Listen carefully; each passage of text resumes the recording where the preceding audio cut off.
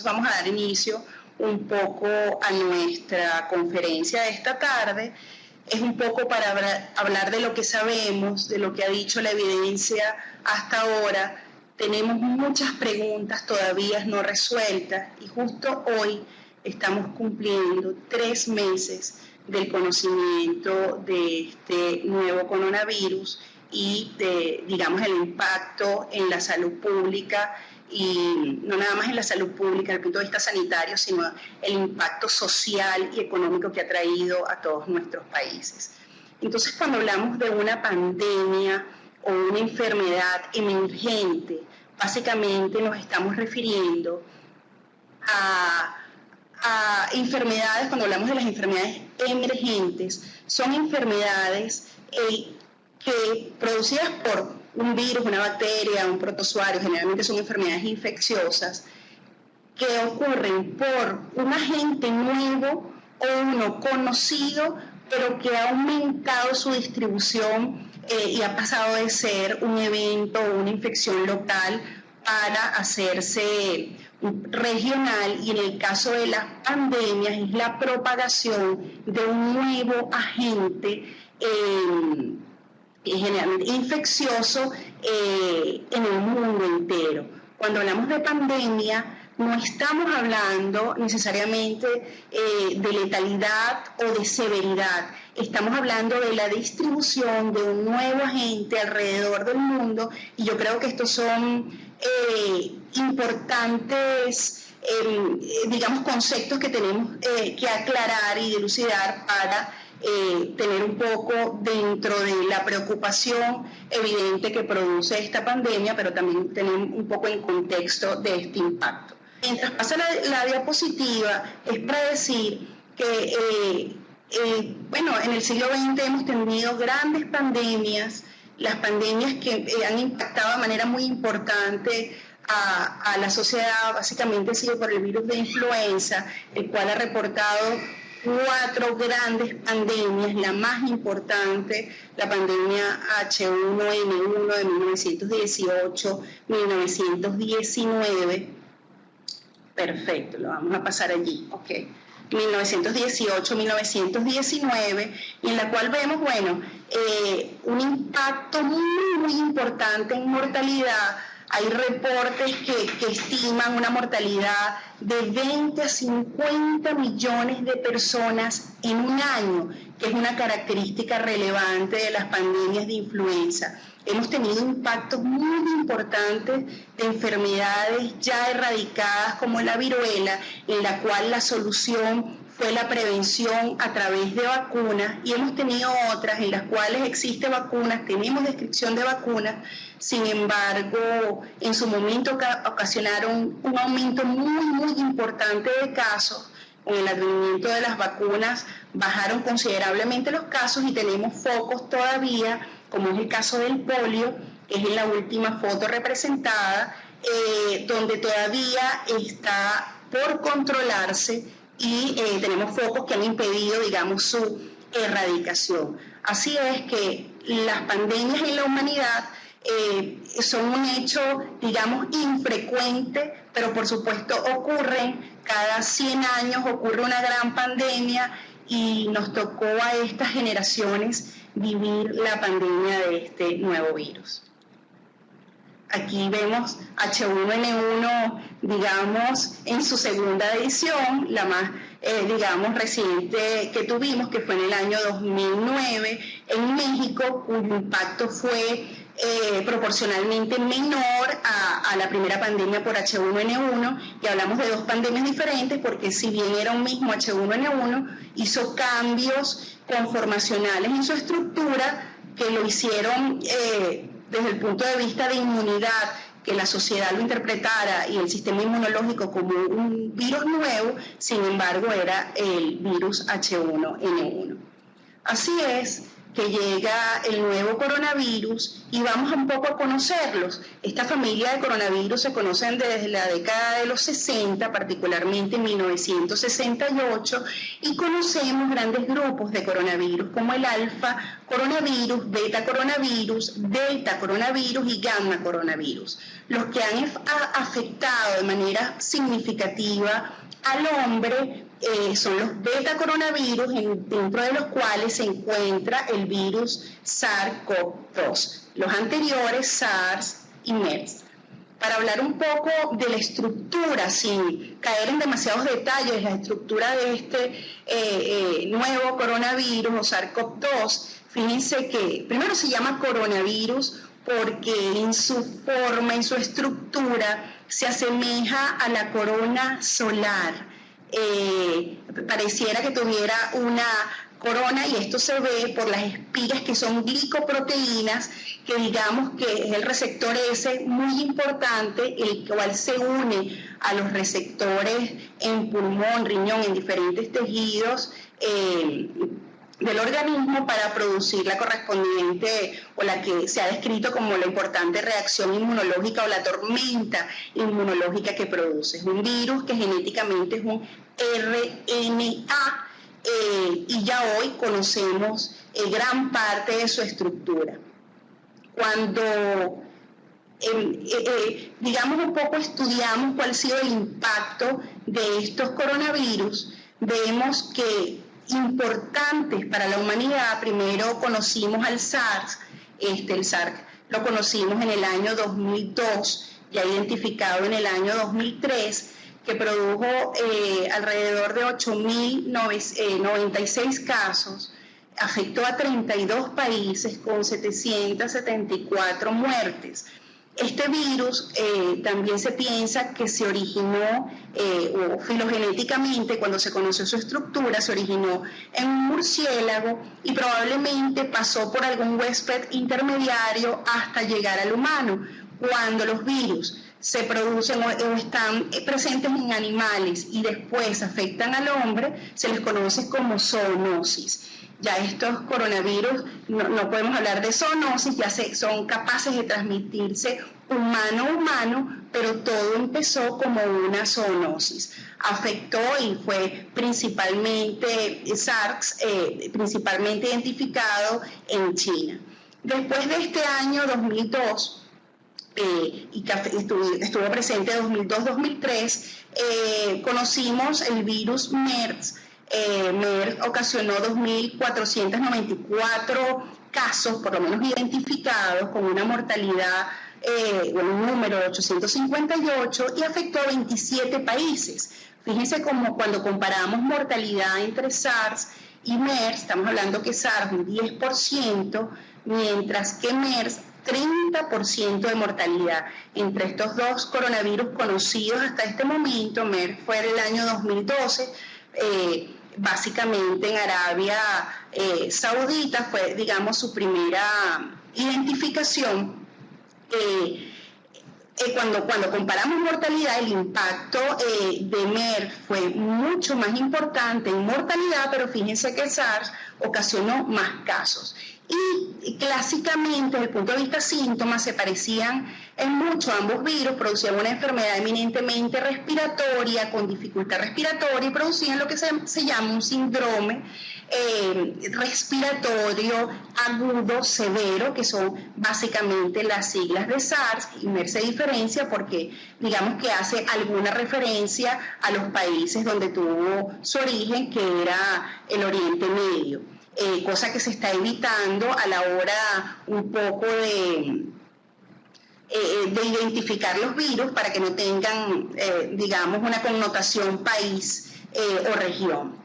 Cuando vemos el nuevo coronavirus y vemos los coronavirus más importantes y el descrito o, digamos, el identificado inicialmente, por lo menos desde el punto de vista de enfermedad, que fue el SARS-CoV-2, que fue el 31 de diciembre del año 2019, y comparamos el impacto de estos tres virus, vemos cómo SARS 2002-2003, vemos el número de casos y aquí están un poco presentados por número de casos y el impacto en número de casos, indiscutiblemente el impacto del nuevo coronavirus SARS-CoV-2,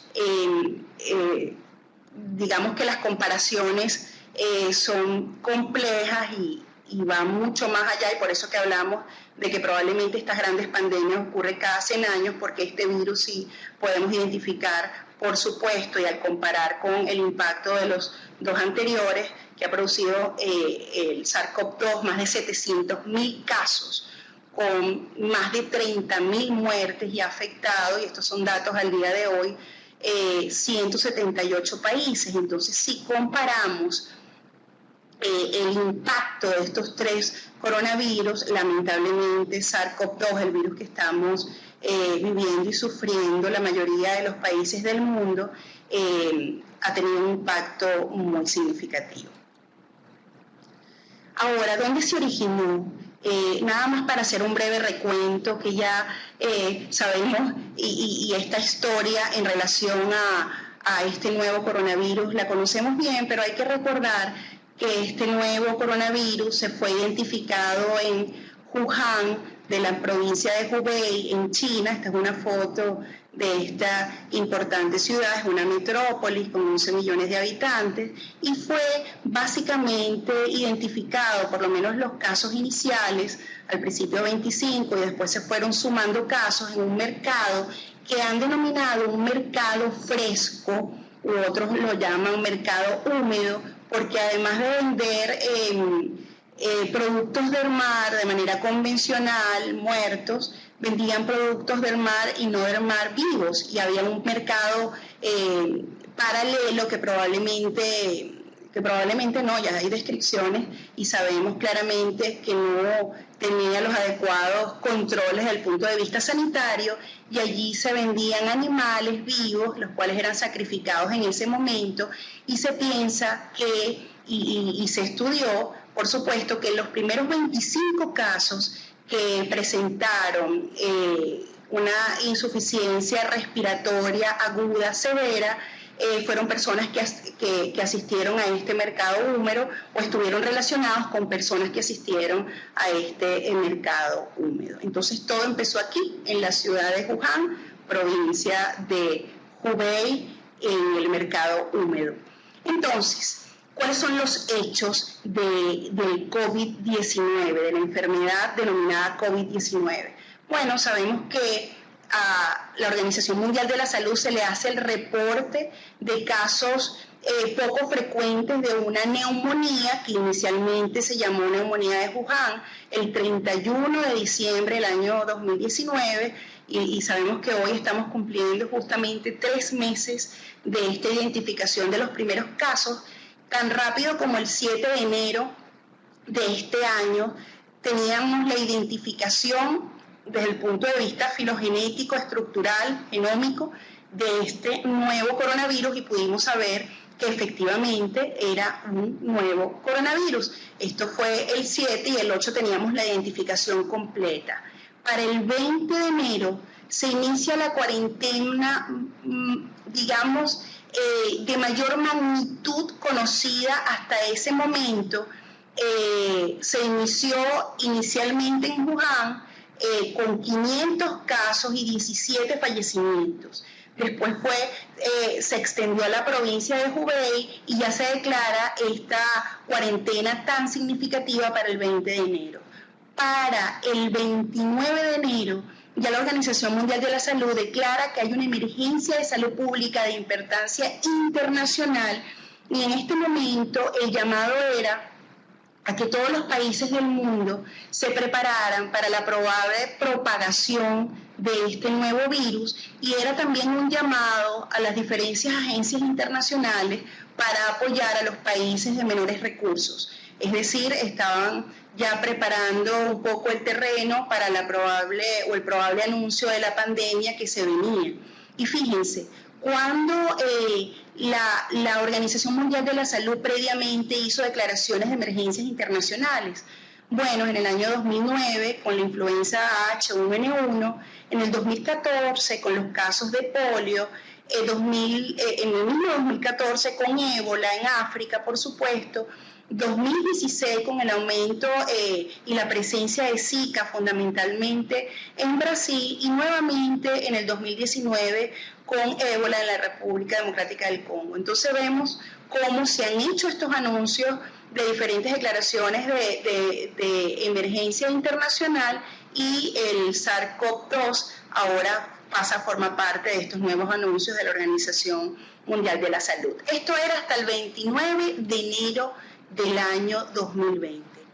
¿Qué pasó después? Bueno, vimos el primer paciente con síntomas en Wuhan, se estima, se cree que fue el 8 de diciembre, fíjense que se hace la declaratoria el 31 de diciembre a la Organización Mundial de la Salud, como vemos acá en la gráfica. El 9 de enero ya estaba el reporte de la primera muerte en Wuhan, y después de allí, fíjense cómo exponencialmente empezaron a, no nada más al aumento del número de casos, como vemos al lado izquierdo de la pantalla, sino además a suscitarse una serie de acontecimientos, la propagación de este nuevo coronavirus fuera de China, en Tailandia, el primer caso el 13 de enero, después de la Alemania, que fue el primer país de Europa, el 28 de enero, y ya se describe la primera muerte fuera de China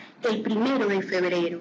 Y sabemos, estamos hablando, ya vamos en febrero, estamos en marzo, que los hechos han ocurrido muy rápidamente y lamentablemente siguen.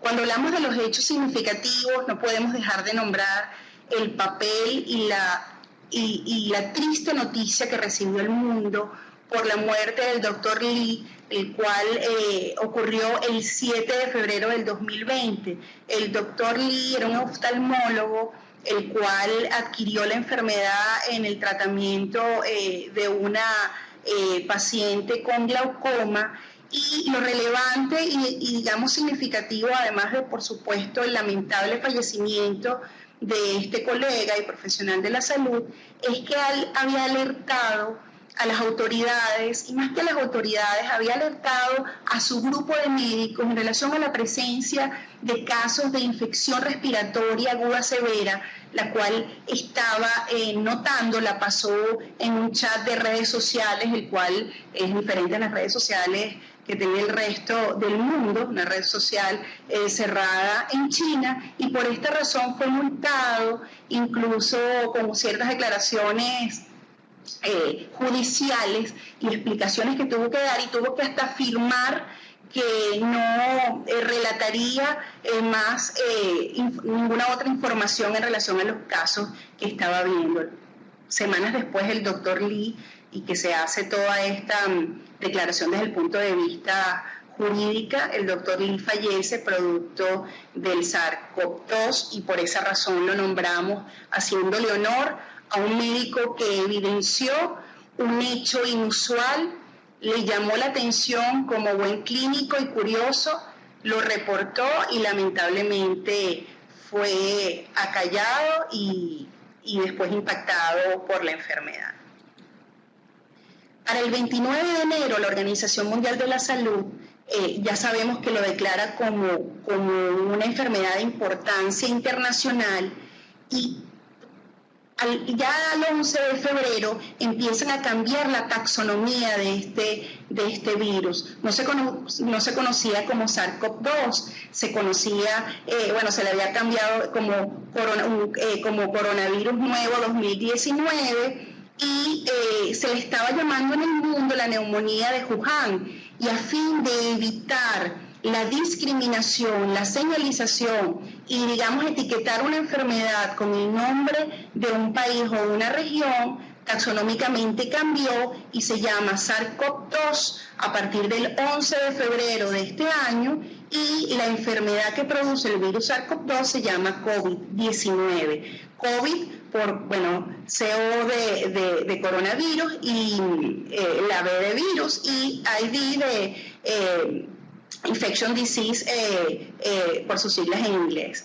Ya para el 11 de marzo, la Organización Mundial de la Salud declara la pandemia empieza a hablar de pandemia, realmente el 12 de marzo hace la declaración formal y para ese momento ya habían 118.000 casos alrededor de todo el mundo, 114 países involucrados o afectados y 4.291 fallecidos, es decir, una pandemia de dimensiones, bueno, colosales, las cuales, visto hoy 31 de marzo, ya veremos más adelante los números, lamentablemente ha seguido avanzando.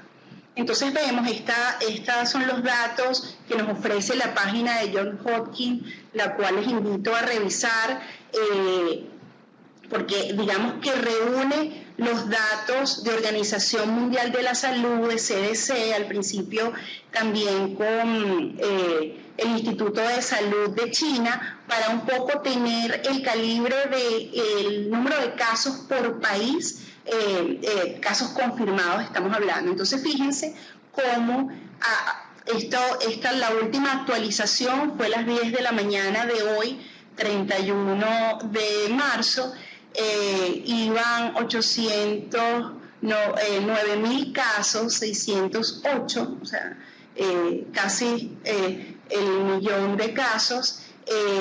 Lamentablemente, esperemos que no lleguemos a ese número, pero ha avanzado muy rápidamente. Fíjense que el primer país o el país que reporta mayor número de casos es Estados Unidos, que ya pasó a China, que quedó en 82.278 casos, le sigue Italia y después España. De cuarto lugar está Alemania, y es llamativo que Alemania fue el primer país de Europa en la cual hubo, si recordamos, la primera descripción de un caso de un paciente que viajó por razones de trabajo de China a Alemania, lo cual vamos a ver un poco más adelante.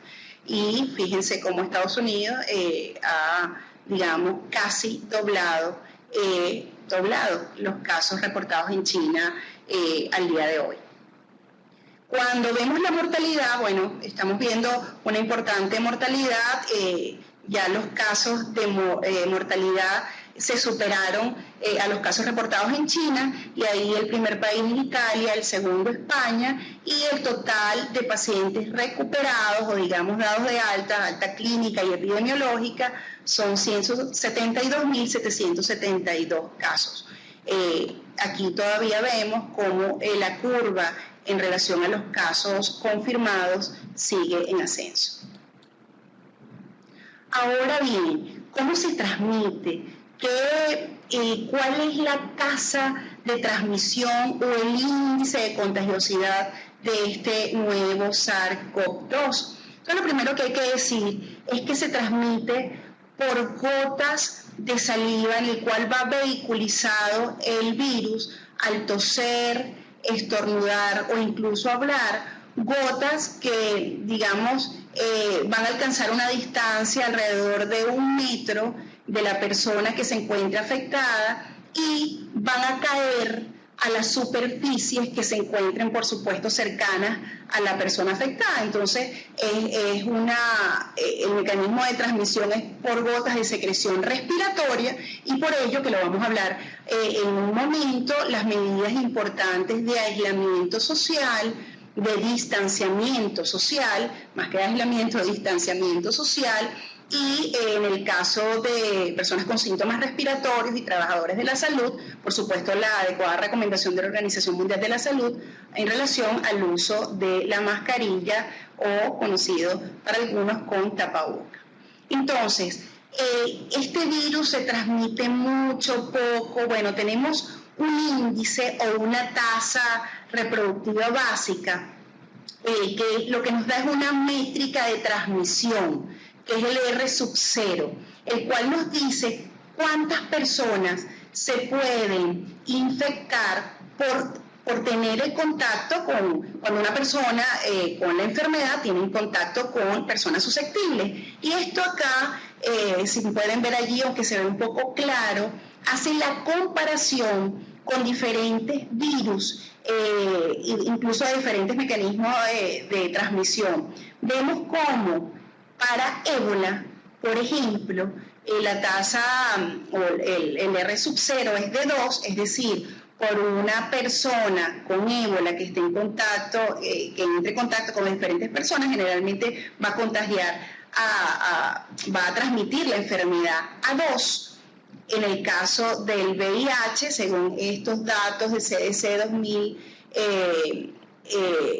del 2017, por una persona, 4 pueden resultar infectados. En el caso de SARS es variable y de acuerdo a la literatura donde se revise vamos a ver diferentes números.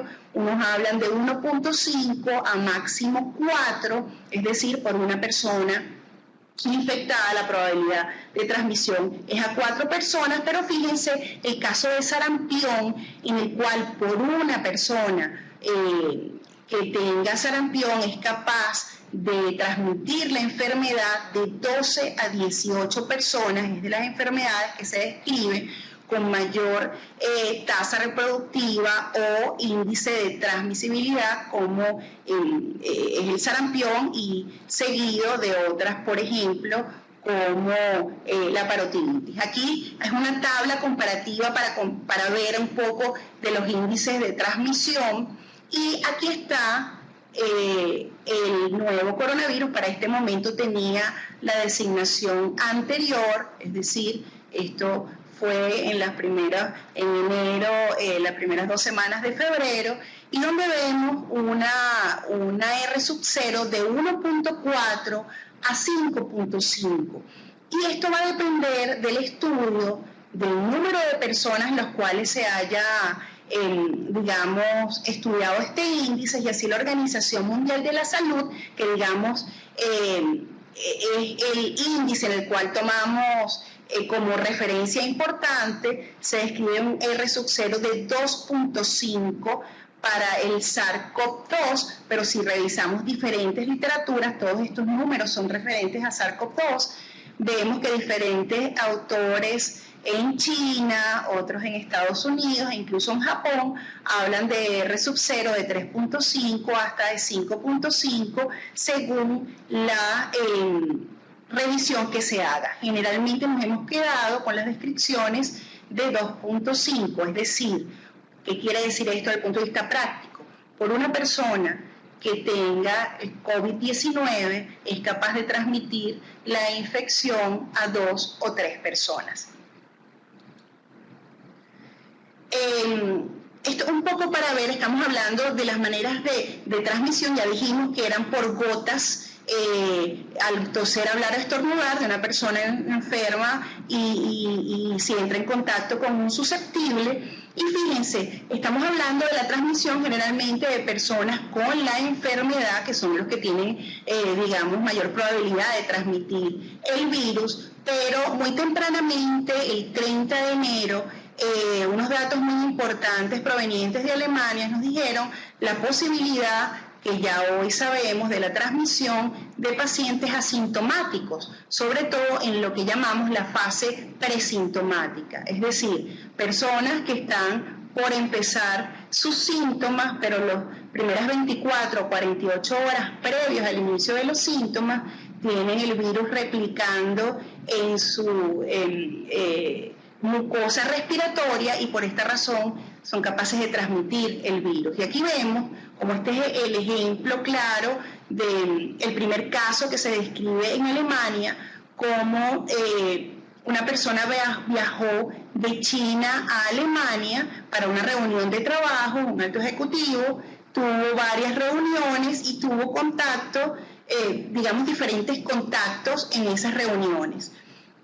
No tenía síntomas, y cuando se regresa a China, llegó el 19, y cuando va de regreso, el 22 es que comienzan los síntomas respiratorios, es decir, estaba asintomática en el momento que se reunió con este paciente 1 y este paciente 2 en Alemania.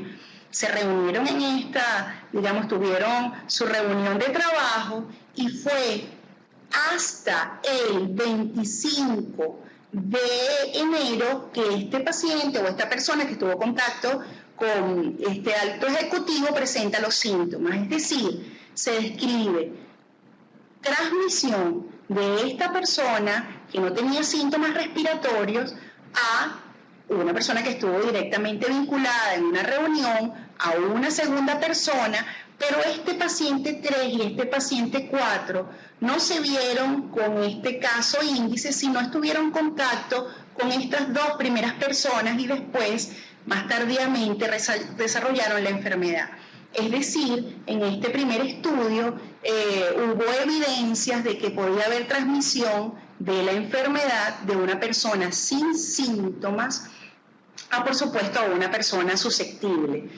Después hubo controversia, se dijo que no, que ya esta persona que había ido a la reunión ya tenía algo de síntomas, pero realmente el tiempo ha dicho que sí, que esto es una posibilidad y las personas, sobre todo presintomáticas, las primeras 48 horas antes de iniciar sus síntomas, son capaces de transmitir el virus y por tanto la enfermedad, y por esta razón insistimos en la importancia de las medidas de distanciamiento social. Ahora, cuando hablamos de cómo se transmite el virus, y esto ha sido un motivo importante, digamos más que de controversia, de mucha interacción en redes sociales, es la permanencia del virus en diferentes superficies. Y así, y esta es una de las imágenes que hemos visto mucho en diferentes redes sociales, en diferentes, en Instagram, en Twitter, y así sabemos que este nuevo SARS-CoV-2 ha tenido digamos, un aislamiento, una detección en acero y plástico de hasta 72 horas, en cartón de 24 horas, cobre 4 horas, y el motivo principal, digamos, de la controversia que produjo en su momento, digamos, bastante incertidumbre, fue la probabilidad de la suspensión de este virus en el aire, es decir, partículas de suspensión durante 3 horas. Y aquí es importante traer a contexto, digamos, los reportes de un estudio que se hizo de manera controlada, experimental, en un laboratorio, en el cual se aerosolizó, es decir, las pequeñas gotas. Para cuando hablamos de gotas, generalmente estamos hablando de gotas superiores a 5 micras. Cuando hablamos de microgotas, son menores a este tamaño, menores de 5 micras. Entonces, cuando, por ejemplo, una persona se nebuliza, estas gotas se hacen mucho más pequeñas y es cuando da la posibilidad de la suspensión en el aire. Entonces, el 17 de marzo de este año, publicado en una revista internacional muy importante, salió el estudio donde, digamos, se quería describir la permanencia del virus en diferentes superficies, y para esto se aerosolizó este virus, estas secreciones respiratorias, y allí en ese estudio cerrado, experimental, se vio que este virus podía suspenderse cuando estaba aerosolizado y permanecer en el aire hasta 3 horas. Sin embargo, esto no implica que haya transmisión del virus y que esté en el aire por aerosol.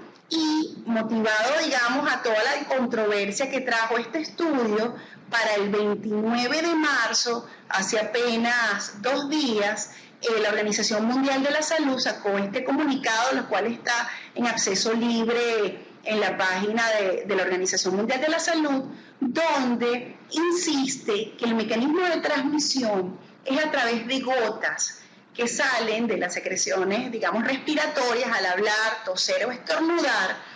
Y cuando hablamos de gotas, estamos hablando de un tamaño mayor a 0.5 micras, hablamos de 0.5 incluso hasta 10 micras, y de esta manera el virus no es capaz de suspenderse en el aire, sino cae en la superficie. Entonces insiste que las medidas para evitar la transmisión de este virus deben ser medidas por gotas, que desde el punto de vista de control de infecciones, digamos, tiene ciertas implicaciones diferentes a las medidas de control por microgotas. Entonces, por esto es muy importante la distancia mayor a un metro con cualquier persona, cuando hablamos de medidas de distanciamiento social, el uso de la mascarilla a aquellas personas con infección respiratoria, el lavado frecuente de manos, que lo vamos a ver, y por supuesto la limpieza de las superficies, porque si vemos que el virus puede tener una sobrevida variable en la superficie. Hay que acotar también acá que, digamos, la presencia del RNA del virus en la superficie no quiere decir que pueda ser transmitido. En este estudio también estudiaron la presencia de RNA en la superficie, pero se necesita un virus, digamos, completo para producir enfermedad. Entonces no necesariamente, digamos, todas estas horas de permanencia en superficie, ellos hablaron sobre todo de moléculas de RNA y no de virus completo, lo que probablemente estemos hablando de la, digamos, permanencia del virus incluso menos tiempo en superficies. Lo que tenemos que hacer, por supuesto, es tomar las adecuadas medidas de limpieza y lavado de manos. Ahora, ¿cuáles son las manifestaciones clínicas de este virus y a quiénes afecta? Y esto es en función de los primeros datos muy importantes que obtuvimos de los primeros pacientes en China. Hay que acotar que en la actualidad hay más de 150 publicaciones, todas de acceso libre para la comunidad médica, bueno, y no médica también, pero que también es un hecho muy importante para la divulgación rápida de la información y poder tener un poco más de certezas en relación a, desde el punto de vista clínico, el impacto del virus. Cuando hablamos de las edades, en los primeros estudios había una media de edad de 50 años. El primer estudio fue de 149 personas y después un segundo gran estudio de más de 1000 personas, donde se habló de una media de edad, digamos, en el cual se presentaban el mayor número de casos de 49 años. En relación al sexo, se presenta más en hombres que en mujeres, con una relación de 2:1, y sí, es muy importante, y en todos los estudios provenientes de China y ahora de Italia, sí se ve, digamos, un mayor impacto en relación a severidad en aquellas personas mayores de 50 años y sobre todo con comorbilidades, y estas personas con enfermedad moderada a severa, en más de un 50% tenían estas comorbilidades, las cuales vamos a ver en las próximas láminas. Entonces, ¿cuáles son los síntomas más relevantes de la enfermedad COVID-19? Y esto también es producto de la compilación de datos, de estudios muy importantes con gran número de pacientes. Entonces vemos en azul casos leves, en amarillo casos severos y en gris casos, digamos, críticos. Estamos hablando de casos leves a moderados en azul. Entonces fíjense que la fiebre definitivamente en leve, moderado, severo es uno de los síntomas más importantes, seguida de tos seca y fatiga. Son, digamos, los tres síntomas más importantes. Pero aquí hay que hacer varias acotaciones.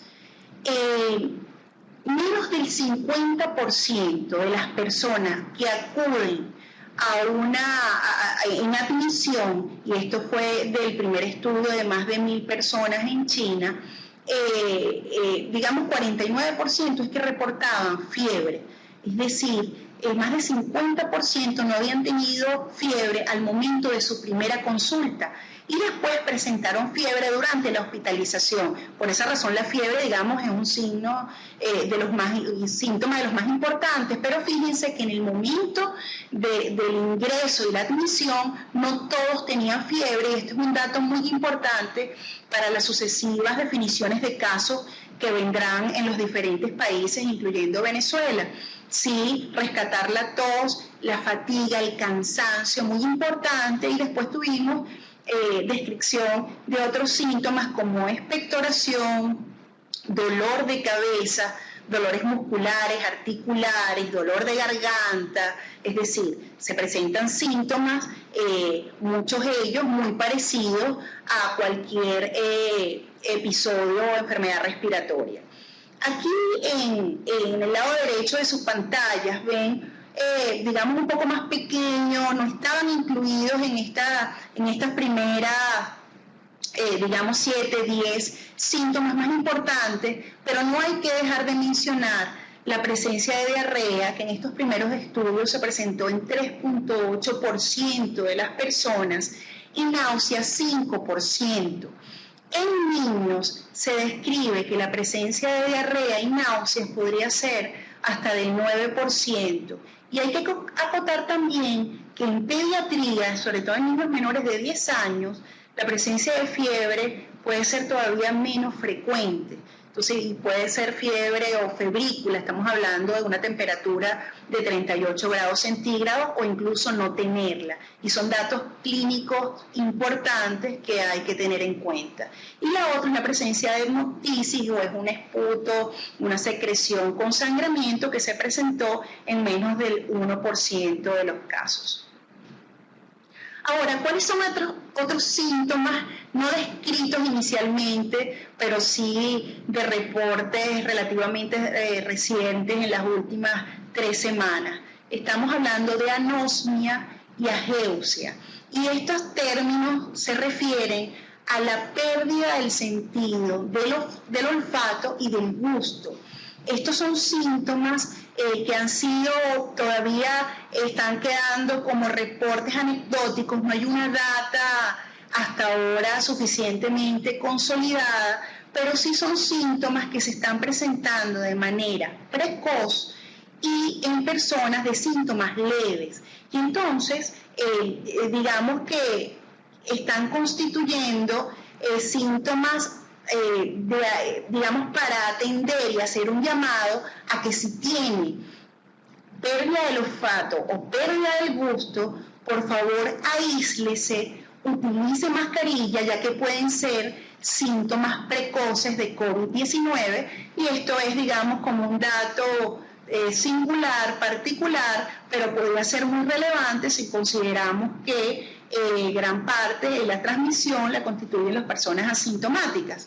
Entonces, puede presentarse estos síntomas iniciales, pérdida del olfato, del gusto, y hay que estar atento a la presencia de ellos para realizar el correspondiente aislamiento y, por supuesto, reforzar las medidas de distanciamiento social. Ahora, digamos, ¿cómo es la evolución? ¿Cómo se va a presentar en la mayoría de las personas la infección por COVID-19?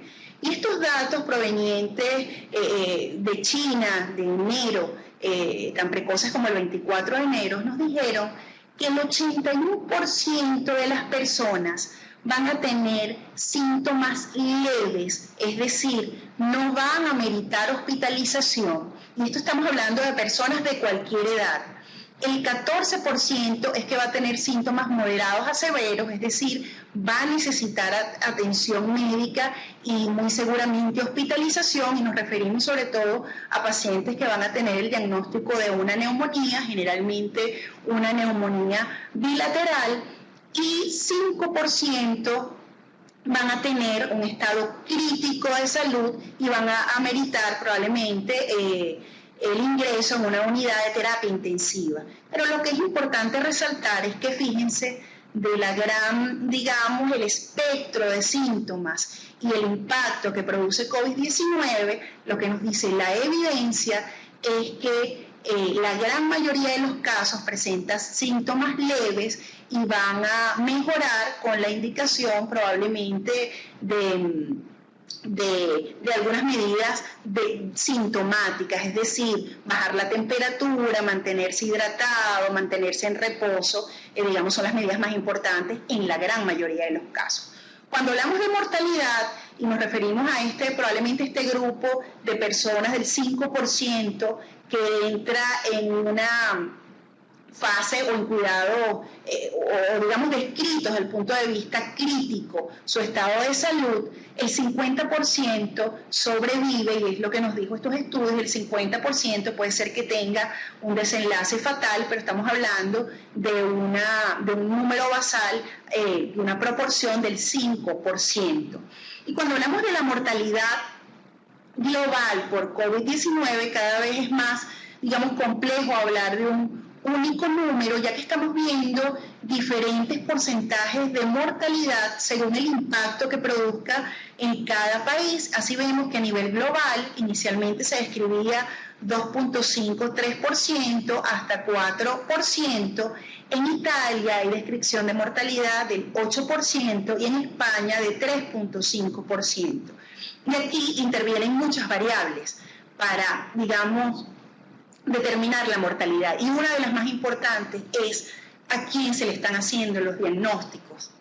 Mientras se hacen más pruebas diagnósticas, es decir, se tiene un mayor número de población testeada, analizada, probablemente ese denominador, que son todos los casos positivos, va a ser mucho más grande y la mortalidad entonces en porcentaje va a disminuir. En cambio, países que han tomado la decisión de hacer las pruebas en pacientes con enfermedad moderada o severa, por supuesto el denominador es más pequeño y por tal razón la mortalidad en porcentaje es mayor. Por ejemplo, el caso de Italia, el cual decidió hacer las pruebas en estos pacientes que tenían enfermedad moderada a severa. Y esta es lo que se describe hasta ahora en relación a evolución y mortalidad. Ahora, cuando vamos a profundizar un poco en el dato de mortalidad, que es probablemente lo que a muchos tiene, por supuesto, y es un impacto innegable lo que ha tenido COVID-19 desde el punto de vista sanitario, y cuando hablamos de mortalidad es de los datos más sensibles. La mortalidad también no se puede hablar de un número único o de un porcentaje único, sino va a depender de la edad y de las comorbilidades. Así se ha descrito una mortalidad para el adulto mayor de 80 años de 14.8%, una mortalidad de personas entre 70 y 80 años del 8%, y una mortalidad de personas por encima de 60 a 70 años de 3.6%. Entonces, cuando vemos este número, por supuesto, es una mortalidad alta cuando hablamos del global, comparado al número anterior, pero cuando hablamos del 14.8% de mortalidad, nos estamos refiriendo a que 85% de los adultos mayores con COVID-19 sobreviven.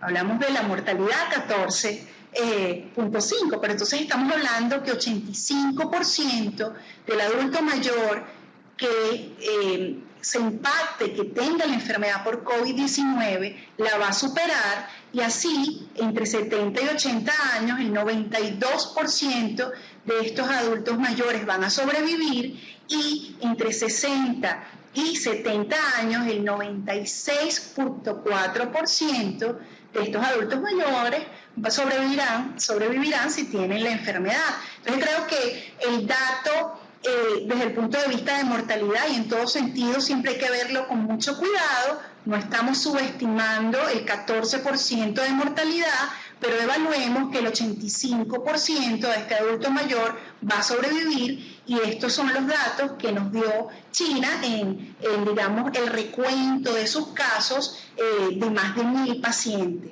Y hay que decir que rara vez en medicina tenemos estudios donde se involucren un tamaño de muestra tan grande, y por esa razón son muy importantes estos datos. Cuando hablamos de las comorbilidades que tenían estos pacientes, estamos hablando de que las más importantes son enfermedades cardiovasculares, la diabetes, enfermedades respiratorias crónicas, y la hipertensión en diferentes revisiones está siendo cada vez más importante. Son, digamos, de las comorbilidades más importantes, y que detenerla implica, por supuesto, un riesgo de complicación y de entrar en un estado crítico de salud. Ahora, cuando hablamos de algunas preguntas, tenemos muchas preguntas, algunas resueltas, otras no. Pero bueno, veamos algunas de ellas. Y ya me dirán en el chat si son preguntas que se han hecho y están en las redes sociales. ¿Las vitaminas previenen el COVID-19? Hay algunos estudios, más que estudios, revisiones donde hablan del impacto de la vitamina C o de la vitamina D. Y lo que nos dice la evidencia es que no hay evidencias que indiquen que tomar vitaminas evite el coronavirus. Por supuesto, tener una avitaminosis, un problema, digamos, un déficit de vitaminas es importante para cualquier enfermedad infecciosa. Si las enfermedades infecciosas, digamos, si un paciente está desnutrido, el impacto de las enfermedades respiratorias es más severo, eso está descrito, sobre todo descrito en niños, el déficit de vitamina D, de vitamina C, de vitamina B y vitamina A puede, digamos, complicar infecciones respiratorias y hacerlo, digamos, propenso a ciertas complicaciones. Sin embargo, hasta ahora no está descrito que haya que indicar vitaminas en este momento o que si empieza a tomar vitaminas va a tener menor probabilidad de complicación o va a evitar la enfermedad. Otra pregunta que ha sido frecuente: ¿se puede tomar ibuprofeno o aspirina con COVID-19? Y entonces, porque salió un estudio en el cual se hablaba de que era posible, digamos, una evolución más tórpida si el paciente tomaba ibuprofeno. Y lo que sabemos hasta ahora es que no hay ninguna evidencia que de manera, digamos, alta o con un nivel de evidencia alta hable de alguna complicación en pacientes que toman o ibuprofeno o aspirina, pero la recomendación hoy es que si hay fiebre y cualquier cuadro respiratorio, prefiera tomar acetaminofén para bajar la temperatura, pero si por alguna condición de base usted está tomando ibuprofeno o aspirina, manténgalo en su uso porque definitivamente es muy importante mantener en control las enfermedades crónicas que ya vimos que pueden ser un factor condicionante de riesgo. Existe tratamiento para COVID-19 y se ha dicho mucho y se ha oído de diferentes esquemas de tratamiento y algunos han ido a buscar tratamientos a la farmacia un poco de manera, digamos, producto de la preocupación y del miedo, pero lo que sabemos y tiene la evidencia es que hasta ahora todos los tratamientos propuestos son experimentales. No hay la evidencia de efectividad en relación a ninguno de los esquemas terapéuticos que hoy se proponen para COVID-19. Sí, por supuesto, hay tratamientos que se usan de manera experimental. En medicina se usa el término de uso compasivo de las drogas cuando tenemos enfermedad de un importante impacto, enfermedades severas, y ofreciendo una alternativa terapéutica, aunque no se tengan todavía los datos, se ofrecen. Pero en ningún momento va a estar indicado, digamos, sin la adecuada prescripción médica y mucho menos hay que evitar la automedicación. Es un dato muy importante porque, como sabemos, todos los medicamentos pueden tener eventos adversos y es muy importante la supervisión de su médico. Otra pregunta que se ha hecho cada vez más frecuente y que ha producido alguna ansiedad en algunas embarazadas o en algunas madres lactantes es si una madre puede transmitir el coronavirus a su bebé durante la lactancia materna. Y aquí tenemos que ser bien tajantes con la evidencia hasta ahora. No se ha detectado la presencia de virus en leche materna. No se ha detectado tampoco la presencia de virus en el líquido amniótico. Es decir, no se ha establecido la transmisión vertical de madre a hijo a través de lactancia materna o en el momento del nacimiento. Y por tal razón, en relación a la lactancia materna, debe mantenerse, es decir, se recomienda la lactancia materna, todavía más en nuestros países donde sabemos el importante índice de desnutrición, pero si la madre tiene clínica o síntomas respiratorios o incluso tiene diagnóstico de COVID-19, lo que sí es muy importante es el uso de mascarillas. Es muy relevante esta indicación y apegarse al lavado de manos estricto con agua y jabón durante más de 20 segundos antes de amamantar al bebé. Son consideraciones muy importantes, pero digamos, no hay que tomar medidas diferentes y evitar, digamos, o más bien promover el apego piel con piel, madre hijo, sobre todo en las primeras horas, que definitivamente tienen mucho valor para el recién nacido. Ahora, cuando hablamos, y también en redes sociales se ha hablado mucho de aplanar las curvas, y que hay que tomar medidas para aplanar la curva. ¿A qué nos estamos refiriendo? Bueno, cuando estamos en medio de un aumento del número de casos de una enfermedad dada, y particularmente en medio de una pandemia y de transmisión ya conocida, que es a través de gotitas de saliva, cuando no se realiza ninguna medida, vamos a tener ninguna medida, digamos, de distanciamiento social o cuarentena, vamos a tener un aumento muy importante en el número de casos de manera rápida. Y si vemos esta línea, digamos, va a ser, si podemos medir de alguna manera la capacidad de los sistemas de salud. Cuando no se toma ninguna medida, la curva crece muy rápidamente, se sobrepasan las capacidades de los sistemas de salud, los cuales colapsan y no se pueden atender efectivamente a las personas que resulten infectadas. Cuando hablamos de aplanar la curva, nos referimos a que, y son básicamente medidas de mitigación ante una pandemia, estamos hablando de que sí, se van a presentar casos, pero de enlentecer esta manera en la cual se van a presentar los casos, disminuir el ritmo, la velocidad a los cuales se van a presentar la mayoría de los casos, y fíjense que sí, que se hace un pico, pero es un pico que es menos agudo, no se hace tan rápidamente y después comienza a descender, y se espera que cuando haya este aumento del número de casos, no sobrepase las capacidades del sistema sanitario para que los pacientes sean adecuadamente atendidos. Y aquí digamos, en la gráfica nos señalan los meses a los cuales se pueden presentar este aumento o este ascenso importante de curva.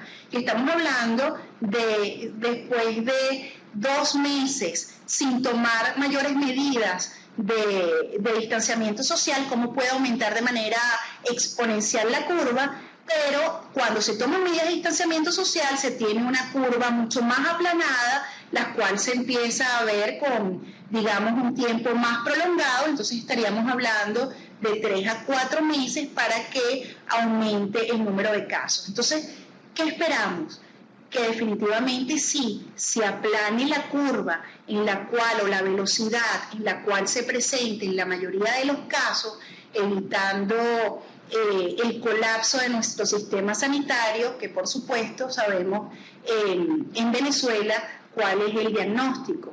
Y fíjense, estamos hablando del caso venezolano, pero esto puede impactar a cualquier sistema de salud, y vemos los reportes de Italia, de España, incluso de Estados Unidos, donde mucho del personal médico y paramédico ya tienen escasez de muchos de los equipos de protección personal. ¿Por qué? Porque están en la fase de un aumento muy rápido de la curva, en el cual se sobrepasó las capacidades del sistema sanitario. No hay sistema de salud pública preparado efectivamente para una pandemia. Ya lo vimos, las pandemias no avisan, y la efectividad de las medidas de distanciamiento social lo que nos dan es más tiempo para la preparación. Entonces, cuando hablamos tanto y nos referimos a las medidas de distanciamiento social, ¿a qué nos estamos refiriendo? Fíjense, esto es la cantidad de personas infectadas a través del tiempo, y en el caso de COVID-19, que sabemos que tiene una R sub 0 de 2.5, es decir, por una persona infectada o enferma es capaz de transmitir a 3 personas. Si no tomamos ninguna medida, en 30 días podemos tener 406 contactos.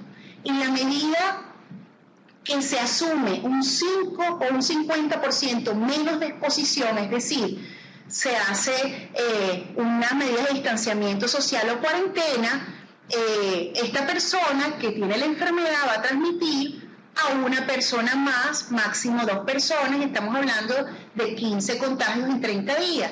Pero si se hace una medida de distanciamiento social rigurosa, disciplinada, estricta, una persona puede ser que contagie en 5 días a una o a ninguna, y finalmente en 30 días puede ser que yo tenga 3 personas infectadas. Entonces, este es el impacto tan significativo y el poder de las medidas de distanciamiento social, y por eso todos nos hemos unido al llamado de quédate en casa, apégate a las medidas de distanciamiento social para aplanar la curva.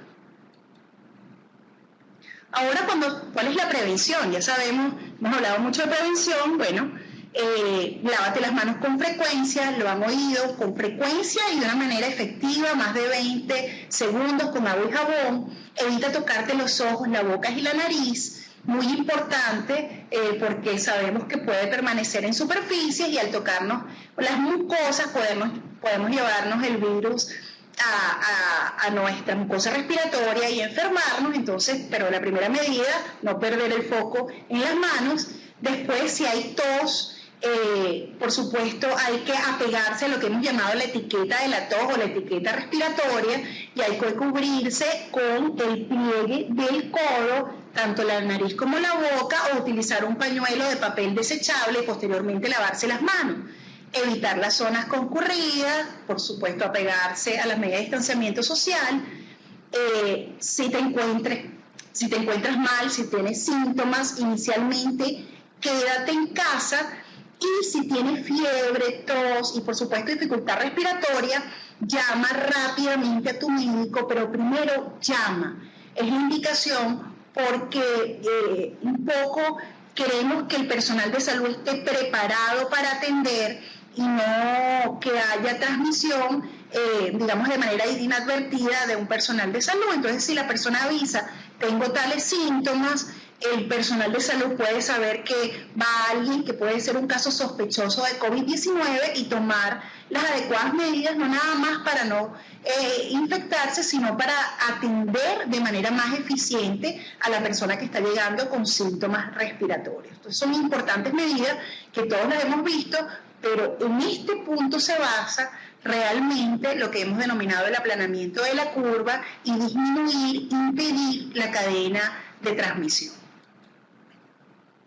Hay varios teléfonos disponibles. Aquí ponemos a su disposición el teléfono del Centro Médico Docente en la Trinidad, digamos, que está operativo de 8 de la mañana a 8 de la noche para tal fin. 0212-949-6324, el cual puede hacer sus consultas y con mucho gusto puede recibir una orientación, no nada más de los síntomas, sino cuándo acudir al médico.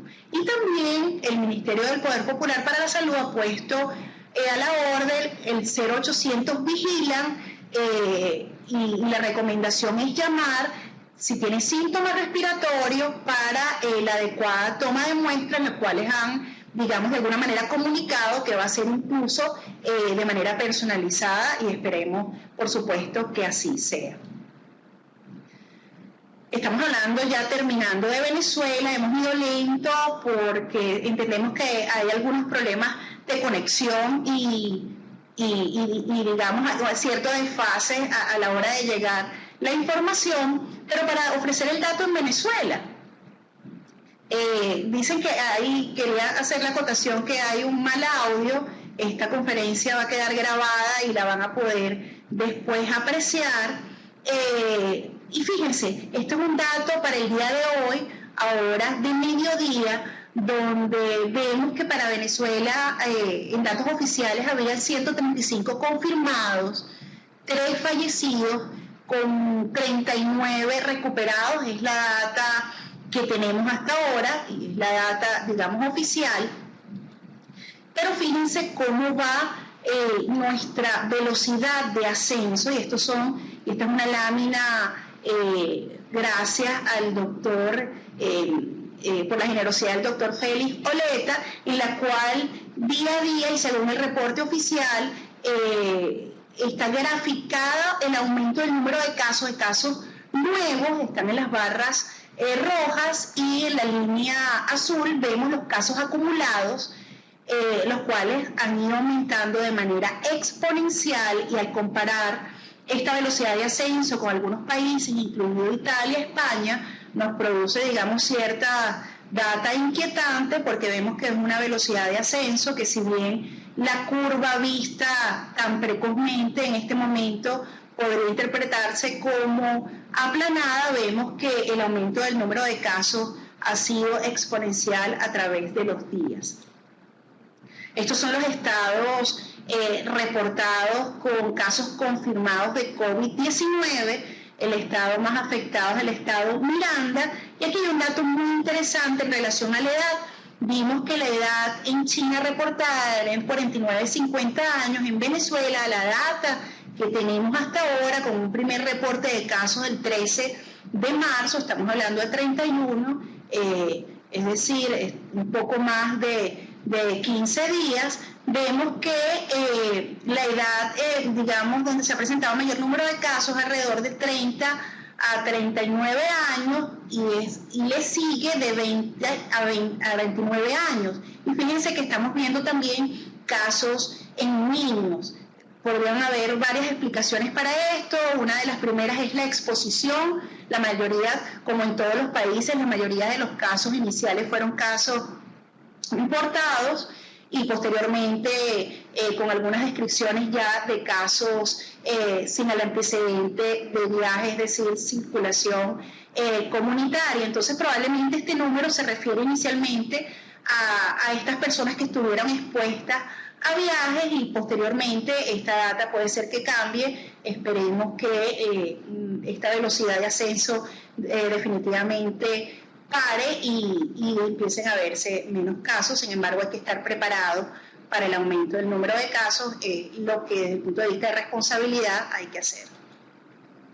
Esto es una comparación entre los casos acumulados en los países de Latinoamérica, y nos pareció una data muy importante para compartir. Fíjense dónde está Brasil, Chile, Ecuador, que son los tres países. Después está entre Perú y Argentina, los países con un aumento en el número de casos es más significativo y con mayor número de casos. Y fíjense cómo Venezuela, en el transcurrir de los días, desde el primer reporte, sí se ve una línea más plana al comparar con el resto de los países de Latinoamérica. Definitivamente, estos no son datos estáticos, esta es una pandemia dinámica y hay que esperar la evolución día a día, semana a semana, para ver hacia dónde van los números, y mucho va a depender del impacto o de las medidas que tomemos todos desde el punto de vista individual y comunitario en relación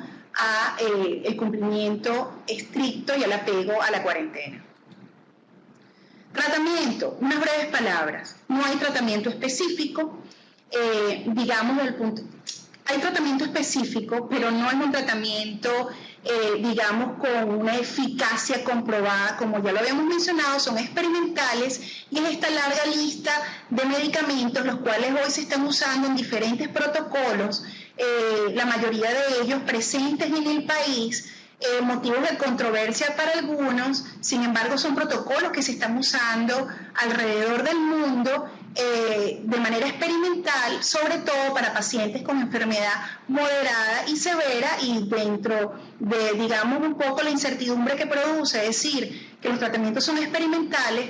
La buena noticia es que están presentes en Venezuela, y los pacientes que están con enfermedad moderada severa lo están recibiendo hoy en el país, por supuesto, siempre bajo estricta vigilancia médica. Para concluir, siempre, digamos, es bueno ver las situaciones en contexto, ver la evidencia médica y científica. Y este médico sabio persa, fíjense, digamos,